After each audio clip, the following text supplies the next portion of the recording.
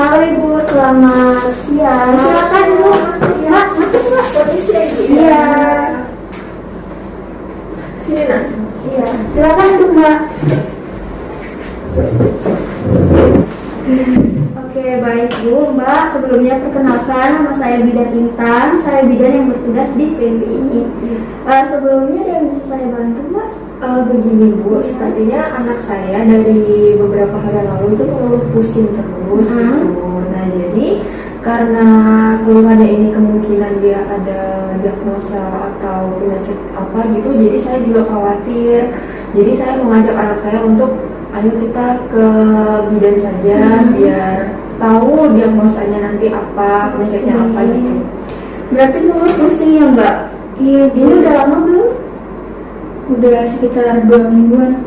Oke, berarti dari keluhan yang Mbak dan Ibu sampaikan tadi, mungkin saya akan melakukan anamnesis dulu ya Mbak, untuk mengetahui dan mungkin bisa lebih memperjelas apa yang terjadi pada diri anak Ibu ya Mbak ya. Oke, dalam tindakan anamnesis sebentar, mungkin ada beberapa pertanyaan yang akan saya tanyakan dan mungkin akan ada beberapa pertanyaan yang sedikit sensitif ya Mbak, Bu, menyangkut pribadi maupun keluarga ya. Oke, baik. Sebelum kita melakukan anamnesis, mungkin saya minta data diri dulu ya. Boleh. Nama Mbaknya siapa? Kila, Nah, usianya berapa Mbak? 14 tahun. 14 tahun. Sekolah di mana? Di SMP Negeri 2. Oh, SMP Negeri 2. Oke, kelas berapa Mbak? Kelas 9. Kelas 9. Oke. Sukunya apa Mbak? Jawa. Jawa. Jawa Indonesia ya berarti ya. Iya. Alamatnya di mana? Di Jalan Raya Tajuk. Oke, Jalan Raya Tajuk. Boleh minta nomor HP-nya Mbak? Siapa tahu mungkin ada informasi yang akan saya sampaikan, jadi saya bisa kontak langsung Mbak ya melalui nomor HP-nya. Mungkin bisa disebutkan Mbak? 0822 Iya. 3870 5632. Oke, baik, terima kasih ya. Kemudian Ibu sebagai penanggung jawab dari Mbak, mungkin saya akan meminta data dirinya juga ya. Baik, boleh. Oke, baik. Nama lengkapnya siapa Bu? Inggita. Indita, Ibu Indita. Pendidikan terakhirnya Ibu? SMA. SMA. Pekerjaannya Bu? Saya ibu rumah tangga. Oke, ibu rumah tangga. Status perkawinannya tercatat di hukum atau tidak Bu? Tercatat. Oke, tercatat. Alamatnya sama ya Bu, Jalan Raya Tajam. Iya. Apa boleh minta nomor HP-nya Bu? Boleh. Iya. 0822 Mm-mm. 5437 9608. Oke, baik. Terima kasih ya. Iya. Mungkin Mbak bisa diceritakan terlebih dahulu ya mengenai keluhan yang Mbak alami secara detail, secara lengkap, tanpa sungkan ya Mbak. Di sini juga saya akan menjaga privasi. Jadi apa yang Mbak sampaikan hanya saya dan Mbak yang tahu ya. Oke, baik. Mungkin bisa diceritakan lebih detail Mbak tentang keluhan yang Mbak alami. Jadi begini Bu Bidan, akhir-akhir ini tuh saya sering merasa pusing, terus mudah lelah, letih gitu. Sama saya tuh pas belajar kurang konsentrasi, terus mudah mengantuk. Itu aja gitu. Oke, baik. Dari keluhan yang Mbak sudah sampaikan, mungkin anak Ibu ini mengalami gejala 5L ya Mbak. Mudah lelah, mudah letih, lesu, lemah, dan mulai. Ini mungkin merupakan gejala penyakit anemia ya Bu, karena anak Ibu juga tadi mengalami pusing ya Mbak ya. Jadi dari yang Mbak sampaikan tadi juga merasa berkunang-kunang ya. Iya, mudah letih. Kemudian ada gejala lain seperti misalnya telapak tangan Mbak terlihat pucat atau tidak? Tidak sih. Oh tidak ya. Oke, baik, kita lanjut ya Mbak. Apakah keluhan pusing yang Mbak rasakan ini berlangsung lama? Misalnya dalam satu hari itu selama 1 hari merasakan pusing terus atau gimana?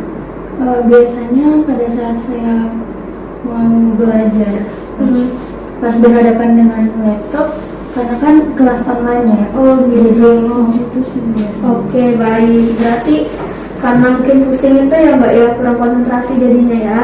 Oke, baik.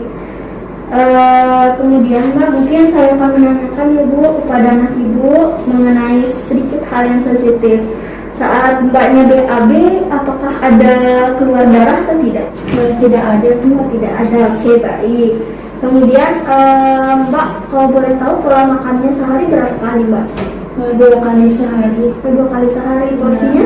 Porsinya 1 piring. Oh, cuma 1 piring. Oke, baik, Mbak. Terima kasih ya, Mbak.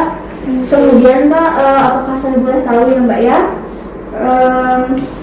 Dari gejala atau keluhan yang Mbak rasakan, mungkin ada kebiasaan-kebiasaan yang mungkin Mbak lakukan sehingga bisa menyebabkan rasa pusing, seperti misalnya begadang atau semacamnya, ada Mbak? Saya sih sering begadang ya, Oh, Bu. sering begadang. Untuk mengerjakan tugas, terus habis mengerjakan tugas biasanya saya langsung maraton drakor. Drakor sampai jam berapa, Mbak? Biasanya sampai jam 3 Subuh. Iya. Oh, astaga, ya baik. Kemudian Mbak, dalam 1 hari itu kan kuliah online-nya di depan laptop terus. Itu selama berapa jam, Mbak? Kira-kira? Kira-kiranya sih 7 jam. 7 jam, berarti sampai jam 2-an ya? Iya. Oke, baik. Saya menanyakan pola makan juga boleh ya? Boleh. Oke, baik. Mbak suka sayur atau buah nggak? Enggak. Nggak suka? Iya. Oke, kalau misalnya lagi makan itu ada kebiasaan buruk nggak, Mbak, yang Mbak lakukan? Kalau misalnya minum, ada minum air kan? Biasanya sih saya minum teh habis makan. Habis makan, saat Iya. makan minum teh, Iya. itu selalu? Selalu. Oke, baik. Kemudian lanjut ya, Mbak, ke pemeriksaannya. Apakah ada kebiasaan lain yang mungkin buruk, Mbak, seperti merokok, meminum atau mengonsumsi alkohol? Enggak ada. Tidak ada. Iya. Oke, Mbak, terkait dengan rasa pusing yang Mbak alami, mungkin pernah mengonsumsi obat-obatan tambah darah misalnya? Enggak ada. Tidak pernah. Iya. Oke, baik. Untuk obat pelangsing atau obat mah, obat asma gitu nggak ada ya, Mbak ya? Enggak pernah. Oh, nggak pernah. Oke, baik. Kemudian saya akan menanyakan riwayat haid ya, Mbak. Mungkin akan agak sensitif ya. Kalau boleh tahu, haid pertamanya di usia berapa, Mbak? 12 tahun. 12 tahun. Itu teratur tidak? Teratur. Oke, teratur.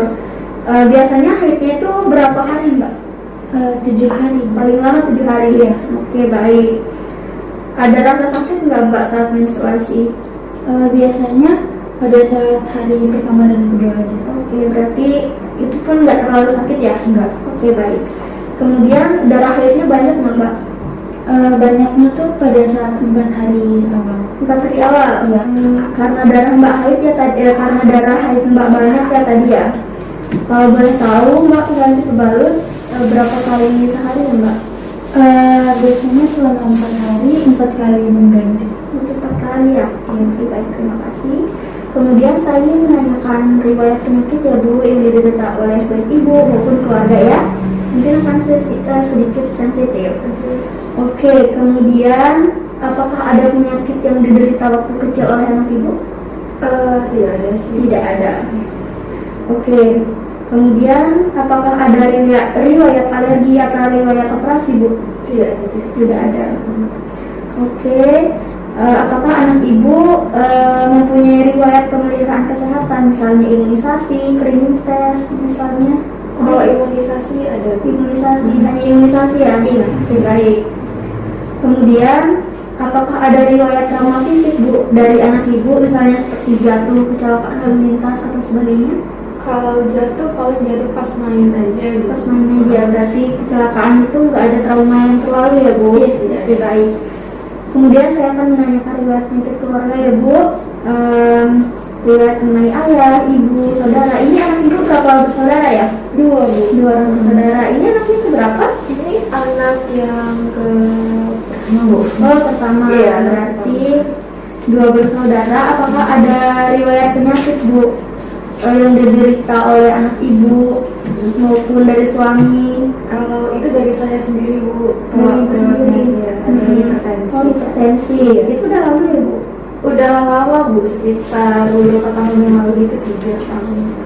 Berarti hanya hipertensi ya, tidak ada penyakit lainnya. Oke, baik, terima kasih. Mungkin pemeriksaan kita sudah selesai ya, Mbak. Sekarang saya akan mengevaluasi dari keluhan yang Mbak alami. Jadi tadi Mbak mengalami pusing ya, lebih cepat lelah, mengantuk, mata berkunang-kunang. Oke, baik, dari sini saya dapat menyimpulkan mungkin anak ibu mengalami anemia ya Bu. Karena mungkin anaknya juga tidak suka ya sama buah dan sayur. Iya, kurang suka Bu. Iya.